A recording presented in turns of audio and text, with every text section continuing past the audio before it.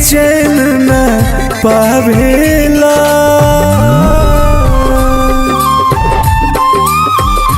नैना के नींद न भावेला, मन कतही चैन न। कौन था वो? अरे बताओ ना कौन था वो?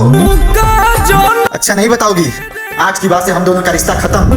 कितना याद सतावेला, तुझ कितना याद सतावेला, तड़पा